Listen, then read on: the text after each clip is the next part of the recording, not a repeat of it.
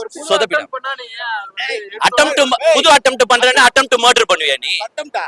Attempt நல்ல attempt பண்ணு. Attempt murder எல்லாம் பண்ண கூடாது. பேய காமிச்சா நான் பயப்படணும், அதுதான் பேய். பேய காமிச்சா நான் பயப்படணும், அதுதான் பேய்.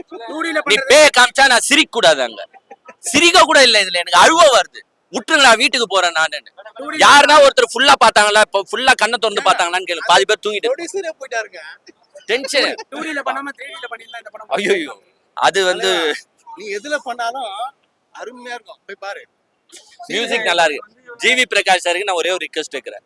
தயவு செஞ்சு உங்களுக்கு மியூசிக், நீங்க best talented person, good bad ugly எப்படி போட்டு வச்சிருக்கீங்க.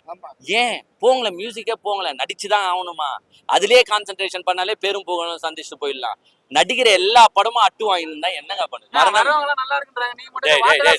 நீ இப்போ எனக்கு ஒரு ஒன்னே ஒன்னு சொல்லிடுறேன். இப்ப இந்த ஷோல வந்தது ஃபுல்லாவே அவங்க ப்ரொடக்ஷன் டீமுங்க. எல்லாமே ப்ரொடக்ஷன் டீம்ல இருந்தா வந்தாங்க, அவங்க தான் பார்த்தாங்க. அடுத்த ஷோக்கு வாங்க, ஜெனரல் ஆடியன்ஸ் வருவாங்க. அந்த இதுல இருந்ததே நார்மல் பப்ளிக் யாருன்னு பாத்தீங்கன்னா நாங்க 2 பேர், இன்னொரு 2 பேர் தான் நார்மல் பப்ளிக். மத்தபடி எல்லாமே என்டர் ப்ரொடக்ஷன் டீம். அந்த டீமை தான் வந்து தலைவர் வந்து எடுத்திருக்காரு இப்போ வீடியோ. அடுத்த ஷோ வாருங்க, ஜெனரல் பப்ளிக் வந்த உடனே அவங்க வியூஸை போடுங்க.